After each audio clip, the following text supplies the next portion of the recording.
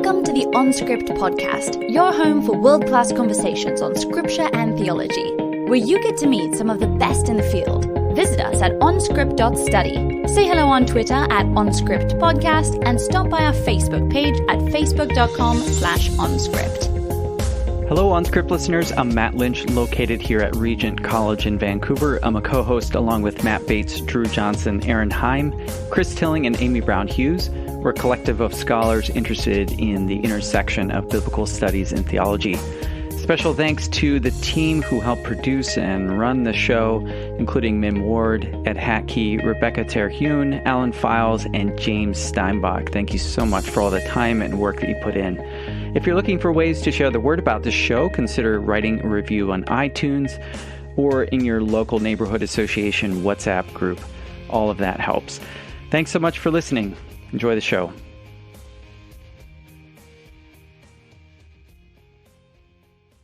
Hi, everyone. Our guest today is Dr. Mari Joerstad, who is a research associate at the Kenan Institute for Ethics at Duke University, where she's working on a project called Facing the Anthropocene. She graduated with a PhD in Hebrew Bible from Duke Divinity School and is the author of a book we'll be discussing today entitled The Hebrew Bible and Environmental Ethics, Humans, Non-Humans, and the Living Landscape, published by Cambridge University Press. And in addition, she's also recently been appointed as Dean of the Vancouver School of Theology, which is right down the road from me, so I'm very excited about that. So, Mari, welcome to OnScript. Thank you. So how did you end up focusing so much of your life's energy on the intersection of the Hebrew Bible and its living landscapes? Both were in some way a bit of an accident. So I ended up going to divinity school or seminary in large part because I was trying to figure out how to stay in Canada. And that was a way of getting a visa.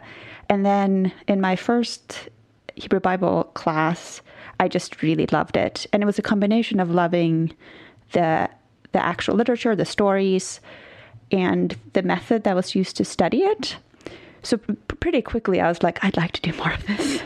And then in terms of the living landscapes, that also wasn't quite what I had planned to do. So I had written this paper about the ground in Genesis 4 and how it's kind of a check on human violence. And I wanted to write about that function in the Hebrew Bible. But then when I started reading, I realized that I was looking for something really systematic when what was there was this much more diffuse and like there was something in the water as opposed to this like one textual thing. And so I ended up trying to figure out what that thing in the water was. And that's how I ended up with living landscapes. So you grew up in Norway, am I correct on that? And then lived in Canada for a while and made your way to Duke Divinity for your PhD. And so you worked with Ellen Davis. Was she your supervisor? Yes. Yeah. And she's why I came to Duke in the first place. Right. And so maybe just talk a little bit about her work and influence, because I know she's been very generative on the front of thinking about the Bible and landscape and the importance of thinking with the land. How has her work influenced what you're doing?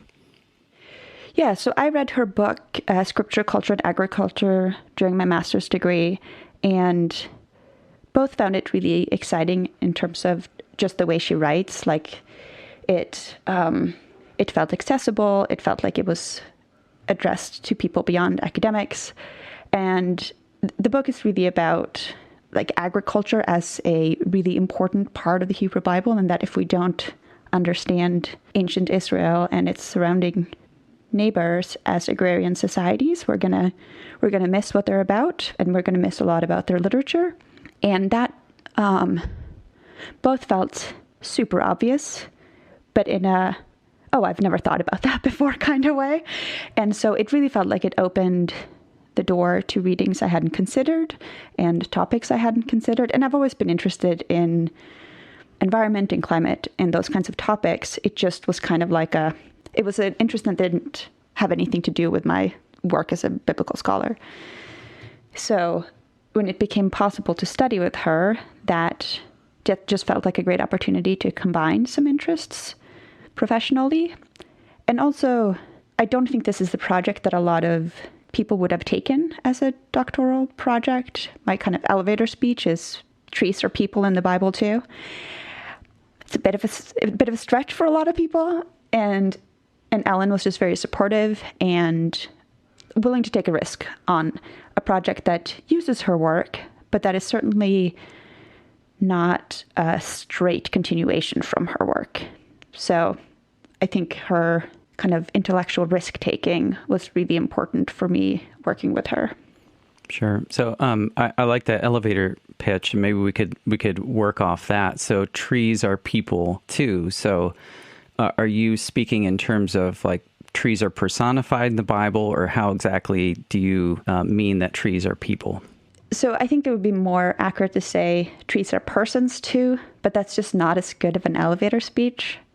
So it's not that people are, or that trees are humans, or that they're like a subcategory of what we are, but that, so the term persons is used a lot in New Animism, and it's an umbrella term that is bigger than the human. So humans are not the kind of primary example of persons, and then you've got subcategories. It's persons is a big category, and then there's a bunch of subcategories, of which human persons are one. But you've also got tree persons, rock persons, donkey persons, cardinal persons, like you can go on and on. And in some ways, it's the idea that everything has a perspective on life and an experience of life. So when I say that trees are people too, or persons too, I'm not saying that there's like a tree brain hidden somewhere that's doing human things, but that trees have a real and valid experience of life, and that experience works through some of the categories that we also experience life through. So trees eat. Their bark functions a lot like skin. They can get infections like we can. They have babies.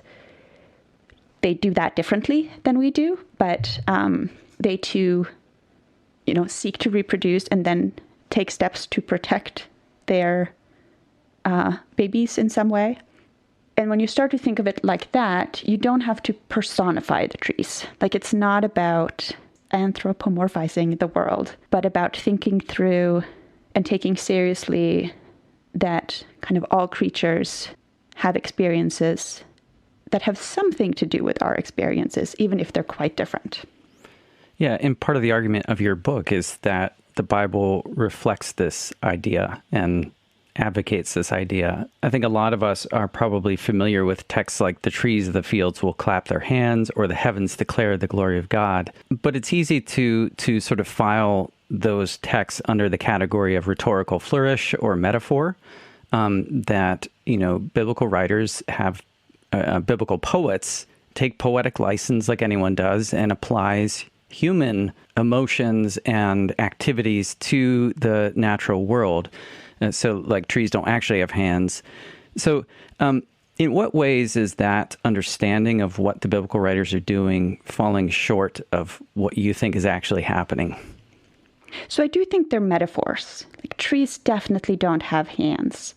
But the problem with that thinking starts is when we say they're just metaphors. So metaphors are never just, right? We use metaphors to be more precise about something. So if you were to say about a person, like a human, that they reflect the glory of God, you don't mean that they are a mirror that literally reflects some sort of godness. You mean that when you see them, you see in them some of the kind of best things about God. That is a metaphor, but you're trying to say something. And similarly, when you say the trees of the field will clap their hands, you're not saying that the trees have hands, but that there is a way in which trees can celebrate or be joyful, that what happens in the world, and in this case to the Israelite exiles, matters to trees in some way.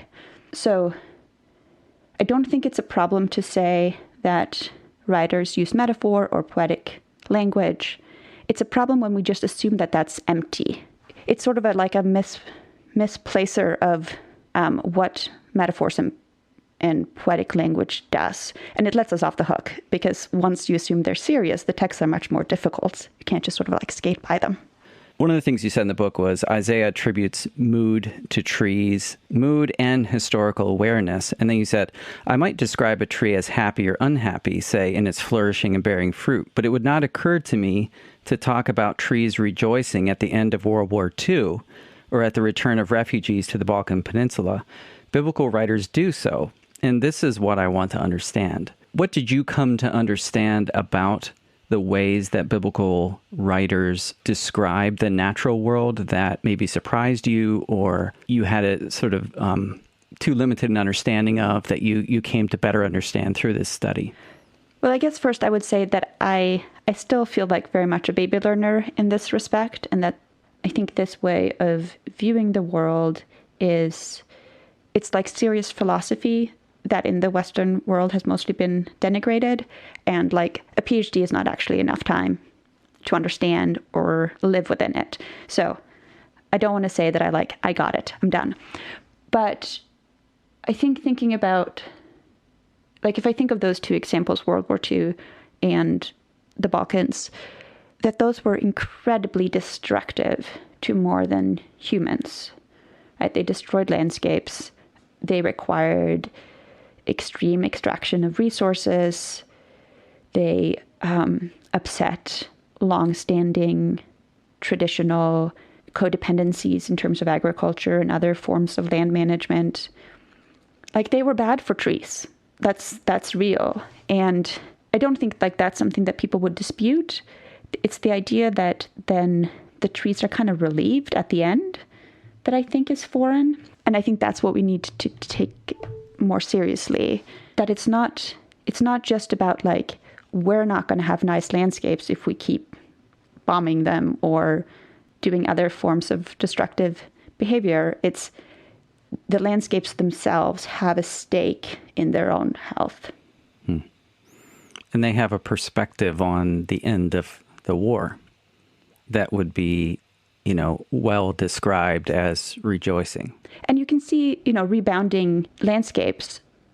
I think people experience that as something joyful, but attribute that just to the human experience of it, but that is more like participating in the kind of relief of the landscape than it is just about kind of human observation. Why don't you give our listeners a sense of the range of things that the land or that the natural world is said to have done in the Bible? I was nervous that I wouldn't have enough text to write about, and then I realized it was like shooting fish in a barrel, and it was more about deciding what could be kept out. So it's everything from the very grand to the very minor. So especially in Genesis and Leviticus, you see land and other parts of the landscape given important responsibilities. So the sun and the moon and the stars are given the responsibility to rule the day and the night, much like humans. And the land in Leviticus is charged with observing Sabbath and also with observing like purity rules, really. So it's the responsibility of the land to remain clean. And the land is also given ways to deal with uncleanliness, much like the human sacrificial system does that for humans. But then you have, it's a very common phrase, the land will carry or will not carry. So the land has a responsibility or a role in sustaining people, which again is kind of obvious, right? We rely on agriculture and husbandry too. We just don't see it as much, but that's described in a much more active way than we would. There's also, especially in the prophets, a lot of emotion attributed to the non-human world. So there's a lot of texts about grief, but then also the corresponding texts about joy, and they tend to parallel the texts about human grief and human joy. It's like the categories are so many, so I'm just trying to... there's also illness and health attributed. So Elisha heals waters that are bad for drinking and for agriculture. That's described in the terms of physical healing as opposed to fixing them. or I don't know, purifying, or and there's a text in Kings where they, after taking a city, are told to hurt the land with stones. So I don't know if anyone's lived in an area where fields belch stones. In Norway, most fields are full of stones and you have to keep clearing them. And a stoned field is a field you can't use, basically. Yeah. I had a summer job one time clearing stones from a golf course. And it just felt like they just kept surfacing. It would rain and then more stones would be there. It was an endless job. Yeah, so, they do keep surfacing. It's real. Yeah. They keep coming up. Well, and one of the ones I like that you talked about is the land vomiting. I guess that has to do with health in the book of Leviticus, that if the people keep defiling the land, eventually it would just vomit the people out. And that's a very active image. And, you know, when you compiled all the texts in the Hebrew Bible that give agency to the land and recognize emotions of the land and responses and relationships, it is quite striking. It does suggest something more than, you know, biblical writers are just very imaginative, that maybe this is a conception of the world that differs from modern conceptions. Yeah, Leviticus in particular, Leviticus and then Ezekiel picks up on it, is very concerned with how humans affect the ability of the land to live up to its responsibilities. Leviticus also talks about the land prostituting itself. So if humans prostitute their daughters, the land will be prostituted. And so there's this very close, the human-land relationship is very close. And so what one does closely reflects or closely affects the other partner. And there's articles that sort of say, like, basically this is unfair. And I think that's probably true, but also kind of irrelevant. It's sort of like humans and the land are in this symbiotic relationship. And if one part goes bad, the symbiotic relationship can't help but be affected. What's, I think, difficult to understand from a modern perspective is that the writers say, if the land has to choose between humans and God's responsibilities, the land is going to choose the responsibilities it has to God. Yeah. And it's going to throw you out. To keep Sabbath. Yeah, it's going to keep Sabbath. And that's like deadly serious in Leviticus. And because so much of the Bible is written with the exile in mind, it's both deadly serious and it's a known reality, right? It's like the land has already done it. So the symbiotic relationship between humans and the land is something I've thought about as well, because when I wrote on violence, one of the texts that I focused on a lot, and which you focus on your book, is the Cain and Abel story, where the land gets involved in something that seemingly is between Cain and his brother. And of course, part of the backdrop there is that humans are made from the soil, and so of course the soil is going to get involved. And I think as a modern reader, it's easy for us to look at something and say, okay, I get that in war humans destroy the land, and so the land suffers in that way. But it seems like biblical writers have a more, I don't know if the word is mystical, or just a sense that relationship runs deeper than just those direct actions against the land, you know, salting fields or something like that. So how have you thought about that? What is it that binds humans and the land together such that Cain killing his brother Abel would evoke a response from the ground? So I definitely think it's deeper than the sort of illustrations that I can come up with. And the illustrations are partly a way to get us started. I think like Indigenous writers know way more about this than I do, and like live a relationship with land that is multi-generational and has like a practical outworking for this idea that I think as an immigrant miss, because I have left the land that I grew up in. And in some ways, I think that there's something illuminating about that. So when people say like Westerners are really placeless, I can both say I'm an example of that. I have lived in 4 countries, 2 continents, by many different kinds of water. But also like when I go home, that landscape is different to me than any other landscape. And I don't know exactly what that is. Like I can't define what that relationship is, but it is like, it feels like that is like in my bones and that I can't unchoose that. And the sort of like really difficult thing is like, does the land feel that way about me? I don't know. But that's part of what the Bible suggests, right? Like that, you see this especially in Ezekiel, that it is a sorrow to the land to be deprived of its people and its animals. And that restoration for the land is the return of them. So like, yes, the land will vomit you out to keep Sabbath, but it gives the land no pleasure to do that. And the ideal picture is that you live there again in an appropriate and respectful way. It's not like, the ideal in the Bible is not that like the world becomes a big national park with no people in it. Right. Yeah, I thought that was a helpful idea. You said that the ideal situation is not pristine wilderness in the Bible. So what is the ideal? The ideal, I mean, in many ways, it's like a small farm agrarian community. And the Bible doesn't, it's not that there aren't non-inhabited places in the Bible in terms of humans, like those are there. It's just that that's not really the focus of the biblical text. The biblical text is very much about humans living well. So it's going to address situations in which there are humans. Like the sort of most, I mean, you can think of Song of Songs, the book in the Bible that is the most sort of like, what would it look like if we didn't keep screwing up? And it's a agricultural society, lots of fruits everywhere, but there's also buildings and streets. There's a sense of like parties. There's often descriptions of weddings in ideal texts, like people are getting married and having babies, which is not to say that everyone needs to do those things, but it's this like sense of a society that is reproducing itself in harmony with its surrounding fields.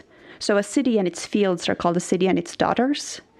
So there's this kind of healthy familial relationship between people, animals, the land they live on, that's ongoing. Yeah, it's interesting because I remember reading a book not too long ago about a huge, I think it was the Johnstown Flood in Pennsylvania. This is when like outside of Pittsburgh, a big dam broke and destroyed this really two towns downstream from there.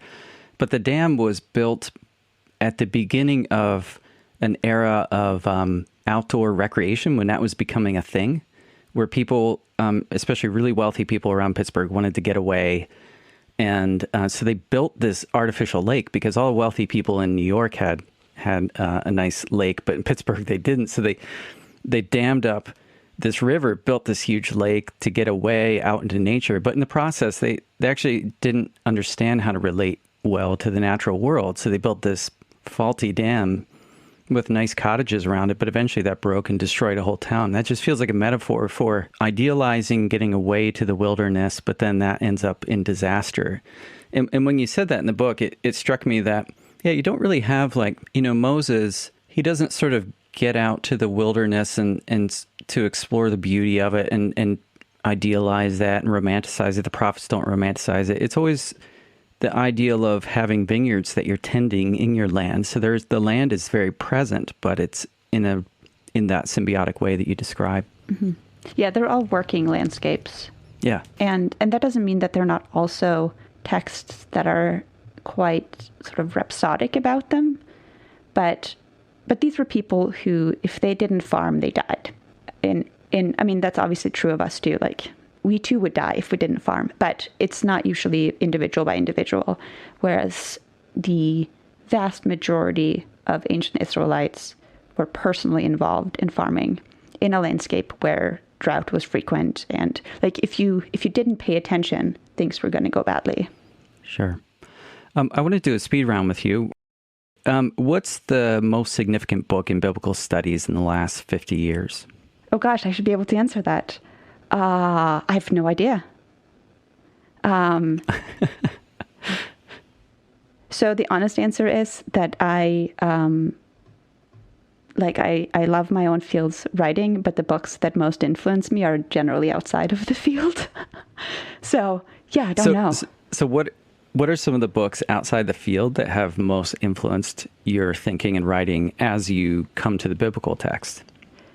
So Graham Harvey's writing on animism, super helpful. I would say maybe in biblical studies, it's it's maybe a little, no, it's within your time frame. Mary Douglas's writing and Milgram's writing, especially on Leviticus, have been very helpful. One of the things I like to do to help advance the work of others is to do a book review. And so I picked a random word from your book, and I just opened it and I came upon the word apostrophe. And I put that word into Amazon Books. And I'm wondering if you could give a rating out of 5 stars of the book that I found. It's called Greedy Apostrophe, A Cautionary Tale by Jan Carr, or maybe it's Jan Carr. And here's a little bit about the book. It's the moment all the punctuation marks have been eagerly awaiting, assignment time. There are plenty of open positions for apostrophes as contractions. Soon, there's only one job left for a possessive, and only one apostrophe to fill it. None other than greedy apostrophe. I don't even understand that. Okay. It's not long before his greed gets out of hand. He jumps into signs where he doesn't belong. What will it take to put greedy apostrophe back in his place? This clever and zany language arts book will have kids eager to learn the tricks of using an apostrophe. So how many stars do you give it out of 5? That just sounds really exciting to me. So maybe 4.5. 4.5. Like okay. A book all on apostrophes sounds kind of dreamy. Exactly. And I know you use the word apostrophe differently in your book, but that doesn't matter. Okay. There is a book on the infinitive absolute in Aramaic that I really love. It is the nerdiest book ever. I would recommend it to everyone. And who wrote a book I don't on the infinitive? Remember. Yeah, on the infinitive absolute. I'm sure our listeners are going to run out and buy that one. So, yep. In addition to buying your book, of course. Okay, knock, knock. Who's there? To. To who? To whom? That is one of my favorite jokes. Okay. Again, grammar. Right. Yeah. Okay, knock, knock. Who's there? Figs. Figs who? Figs a doorbell. It's broken. Okay, you grew up in Norway, and one thing we try to avoid is stereotypes. And so I was hoping you could clear a few things up for listeners. I just had a few questions about Norway. So is it true that Norwegians never get cold? No, but rarely, because we're very good at layering. Okay. Is it true that Norwegians ski everywhere and never use cars? No, but we do ski a lot. That is true. Okay. Yeah, I was in a ski race, cross-country ski race in northern Wisconsin once, and the Norwegians came over for this race. They were like in the first heat that went out. And my goodness, they were incredible. Okay. Is it true that polar bears wander the streets in almost every Norwegian village and city? Totally false. Polar bears only exist on Svalbard, which is an island in polar regions in Norway. So that answers another question, which is that you don't use them for transportation. I wish. No, that would be great. No. Okay. Very dangerous, but great. How do Norwegians grow plants when you get 12 solid months of darkness? We get 6 months of solid darkness in the north. But truth is, Norway has never been great at growing plants. We have lived off of fish and, I guess, potatoes. Okay. But yeah. Okay. Norway is another place where famine was frequent. To what extent is your average Norwegian still involved in looting and pillaging places like England? Minorly, mostly it's now a duty-free activity. Okay. Alcohol is cheaper pretty much everywhere except for Norway. Oh, really? Alcohol and meat, okay. Yep. We get those on vacation. Are there any other details about life in Norway that you'd like to clear up for listeners? Maybe stereotypes that you think that people tend to hold about Norway? Well, this is probably just something people don't know, but you can get a lot of food in a tube in Norway. Cheese, Nutella, jam. If you can squeeze it, it's going to come in a tube. Oh, my. That sounds lovely. Do you have a favorite novel or poetry collection? My favorite book, at least at the moment, I'm not very good at commitment, is Tove Jansson's The Summer Book. Okay. I don't know that one. I'll have to look it She's up. the writer of the Moomin series. That tends to be how people know her. But the Summer book, I think, is her masterpiece. Very cool. All right, back to the book that you wrote. You mentioned in several places that scholars often assume that if biblical writers actually thought the moon, stars, or land had agency, then that means they were divinized.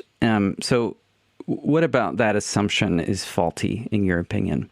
It comes out of comparison with other ancient Near Eastern societies, some of which did divinize the sun and the moon and other landscape features. Though some of them divinize some of them and not others, but still kind of acknowledge them as like powerful presences. So I think it's helpful to think of humans and non-humans existing in like a power spectrum or an abilities spectrum. So everything has things they're able to do and responsibilities attached to that. And those differ quite a lot depending on what kind of body you're in. So humans are not able to rule the day and the night because we do not emit sun from outer space or emit light from outer space. The sun can do that. We can't do it. But the fact that the sun has quite a lot of power doesn't mean that that power is comparable to God's power.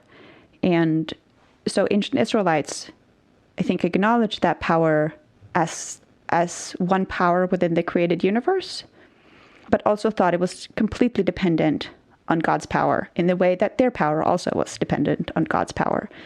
So I think at one point I say, like, you're able to recognize like your grandma as a person, but that doesn't mean that you think she's a goddess. And it's the same kind of thing where you are able to say the sun can do things, and some of them are things that's way beyond me, but that doesn't mean that the sun is a goddess.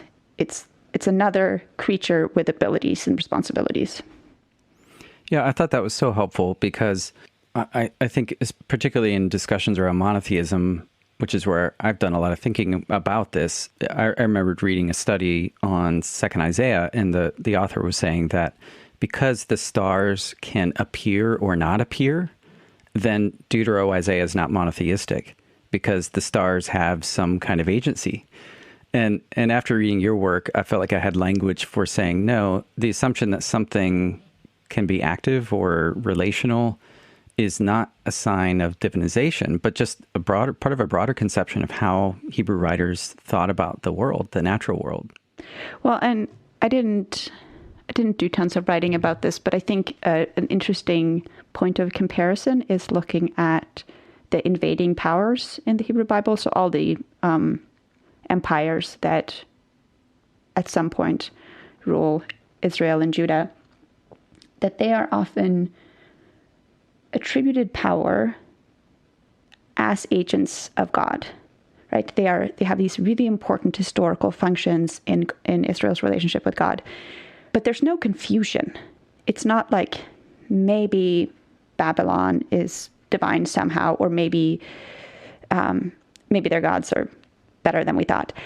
It's it's like a really sophisticated understanding of how agency of a particular creature relates to divine agency.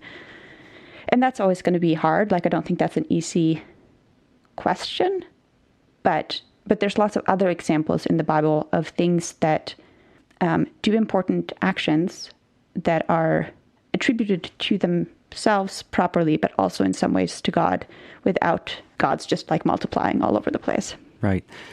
I wanted to jump to the end of your book where you discuss the book of Job, which I found really interesting, and there were lots of resonances with the Cain and Abel story. How does attending to personalistic texts help us grasp the dialogue between Job and his friends, and then the seemingly abrupt shift toward creation in the divine speeches? Because I felt like you might be making a case that what God says about the physical world is not completely disconnected from what's gone before.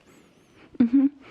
Yeah, so I think the dialogues in Job are difficult, right? Because they're these like incredible sort of in-house discussion of Israelite tradition and biblical text that assume a relationship to it that we don't quite have. Like it's hard to see. The most committed seminary student probably would not have this discussion with his or her friends. But in that discussion, part of what they are talking about is the extent to which the world, and especially Job's particular part of the world, like his fields and his land, the extent to which they are responding to his actions. And so his friends are saying, look, your fields are withered. You've clearly been bad. And Job is saying, if I have mistreated my fields, like, let them say so. And all of them are appealing to the non-human world at least as a witness, in Job's case, as a sort of secondary judge in this fight that Job is having with God. And I don't think it's super helpful to think of it in like really specific courtroom terms, but the land is definitely involved in that fight. And I think part of how that connects with the divine speeches after is it's not so much that God says that's not true, but that is only part of how the world relates to humans and how part of the world relates to God. And I think that's actually a really important thing to keep in mind for present-day readers. One of the dangers of reading texts like Genesis 4 and seeing how the land responds to murder is to assume that it can sort of become a kind of prosperity gospel, right? It's like, if you don't have this pushback from the world, you must be doing things right. And Job is kind of a check on that. It's like, there's just lots of things that have nothing to do with us and that doesn't really care about us. It's the one place in the Bible where you really see non-human landscapes in a detailed way. Like the ostrich, I guess we farm them now, but like the ostrich does not go around worrying about humans. Totally indifferent. So I think it's an important counterpoint to texts that are about the sort of symbiosis between humans and the land. That, like, yes, that's true. But there's also, that's not all there is to say about the world. And the whole of creation is not like focused on that one relationship. Right. So there's not there's not always a direct and immediate causal relationship between the land's suffering and human moral behavior. So do you think Job's then intentionally complicating our understanding of the sort of moral fabric that binds humans and the land together? Yeah, and I think especially of really confident abilities to read that. So, and I think in terms of the, like, why is it a dialogue between these friends and Job, that it's particularly cautioning against reading that for others. So, like, I know why you suffer. It's because of these. I can see in the land that you've done these things.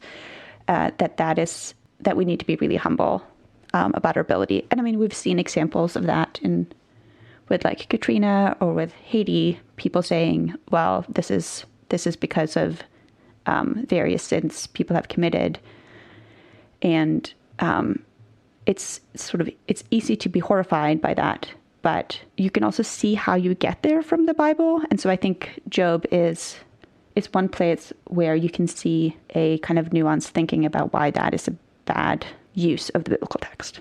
I'm just wondering if you could talk about some of the ways that personalistic view of nature texts in the Bible might impact environmental ethics today. I think it just sets the bar really high. If we think about sustainability primarily as a question of like human continuance, that's a kind of minimal standard. Like, I think we need to get there. It would be great if even we were hitting that. But going back to ideal landscapes, the ideal landscapes in the Bible is one in which everything from like soil to trees to luminaries, probably can't do much about the luminaries, but are able to flourish and are treated with respect. And so I think asking those kinds of questions, like, how do we make this landscape not just kind of wonderful for humans, but like, what do the trees really need? What do the waterways need? Like, what are we doing when we make the kind of most convenient solution for us? Making waterways straight, for example, or burying them for cities. Like, they're still technically there, but they're certainly not living their full life. And so I think it's really about creating landscapes that are hospitable to all kinds of persons. And one way that I've been thinking about that in my own neighborhood is we have all these willow oaks, and willow oaks they start becoming quite brittle when they are around 100 years old. And so they just start dropping these huge limbs, which is not great. I've had friends whose car was crushed. We've had houses in our neighborhood where basically the whole house had been taken out. And fortunately, no one in our neighborhood has been injured or killed. But so they're taking down the trees. And that's necessary as it is. But like, what if we had built the city in such a way that the trees could grow old there? What would that have looked like? Currently, that's impossible because they take out houses, they take out our power grid. Like we're not in a relationship where we can respect that process. But it's not impossible to build in a way where willow oaks can like be born and die without our interference in terms of cutting them down, which is not to say you should never cut down a tree. The Bible certainly wouldn't imagine that you wouldn't use things. Like, it's okay to use fuel and okay to eat things. But there's ways of doing that respectfully, and then there's ways that are sort of cued to human needs only. Yeah, and I like that the example you gave is about like how we live with and relate to and in our built environments too, and not just, what park do we need to protect, which is also great, but not how the Bible tends to conceptualize these things. Yeah, it's primarily concerned with built environments or with human inhabited environments. I also wanted to ask what you do with the text where it seems like the land or the river is an opponent of God. You talk about how the physical world has its own relationship with God, according to the Bible. That's apart from necessarily the human to God relationship. But sometimes that's a fraught relationship too. So what does that tell us about the physical world? Does this lend itself to an environmentally destructive ethic? So I don't think so, though I also don't. It's not like the Bible is like ecologically perfect, right? It's not like a guidebook for how to solve everything. There's like serious wisdom, but there's also, it's sort of the biblical writings are trying to figure things out too. I think the thing that I take from texts where the waters are the one kind of creature that's the most often singled out as being a little difficult. Though in Ezekiel prophesies to valleys and ravines, and he really goes all the way out in terms of who he addresses. I think this is one of the evidences of how seriously the biblical writer takes the responsibilities of the non-human world, that like us, they can fail at it. It's not sort of like the world is automatically obedient while humans are all over the place. The non-human world too is sometimes less than it can be, and sometimes that's totally our fault. That sort of doesn't matter to the biblical writer whose fault it is. The important thing is that you are kind of fulfilling your responsibilities within this network of relationships. I do think the waters are the most difficult case, but actually going back to Ellen Davis, she's written about the statement in Revelation where it says, "And the seas will be no more." And is that an ecologically damaging statement? And she says basically the Mediterranean Sea was the necessary condition for the Roman Empire and their trade. And so the oppression of the Roman Empire depended entirely on sea routes. And if those weren't there, they just couldn't oppress people in that way. And so it's more of a political statement than it is like a desire to dry up. Like, it's not like, I don't like oceans, let's get rid of them. It's a statement about, again, this, like, in this case, really troubling symbiotic relationship between an empire and a body of water. And it's addressing that from the ocean side of this symbiosis, not the human side. But it's concerned about that relationship more than about like seas in general. Yeah, it reminds me too then of, when Yahweh slays Rahab, the river dragon, this is not just like a random river that God takes out his anger on, but it's specifically the Nile, which is tied up with the Egyptian imperial system at that time. So yeah, that kind of fits with a similar idea. And also, like, most of the people around them had some sort of creation story in which someone slays a water monster.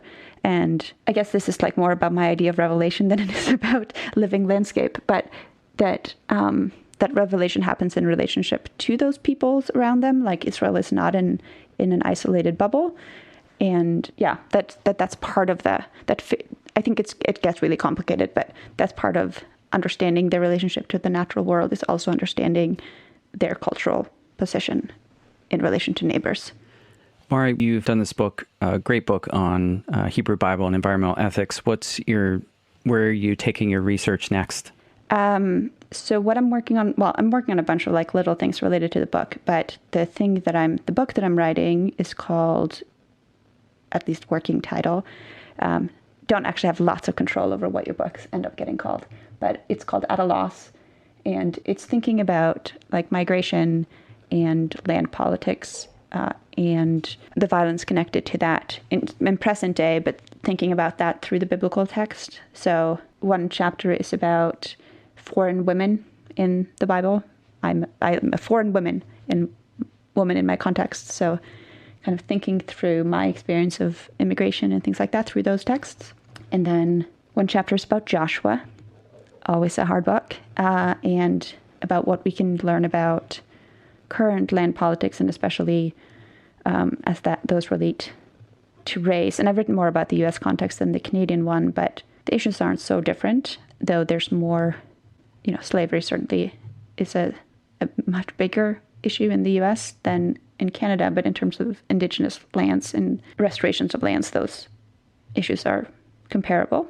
Then the chapter that I'm working on now, that I have 2 young children and it's poorly timed, is about Psalm 137 and violence against children as about a part of colonialism and white supremacy that we don't tend to think about. And then why might someone need to talk about violence against children in response to that?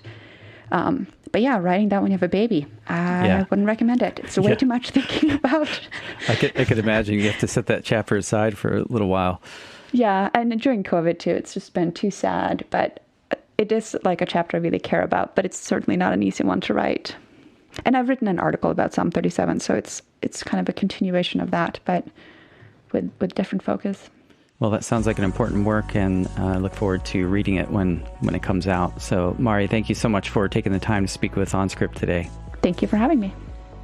You've been listening to OnScript, delectable conversations on scripture and theology. If this episode has brought you inner peace or lit your biblical fire, please consider a small donation of just $2 or $5 per month. Information on how to donate can be found at onscript.study/donate.